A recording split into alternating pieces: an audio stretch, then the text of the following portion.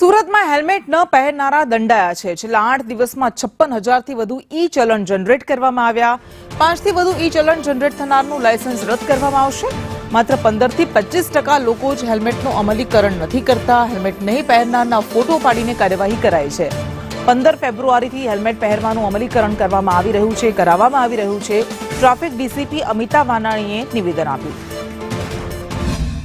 સુરતીઓને અભિનંદન આપવાનું મન એટલા માટે થાય છે કે 15મી ફેબ્રુઆરી એટલે એક જ દિવસમાં લગભગ 70 થી 75% લોકોએ સ્વયં શિસ્તથી હેલ્મેટનું અમલીકરણ એમણે કરેલું અને આપણે બધાય લોકોએ રોડ ઉપર જોયેલું કે સુરતીઓ પહેલા જ દિવસે 75% જેટલા હેલ્મેટ પહેરીને રોડ ઉપર નીકળેલા હતા।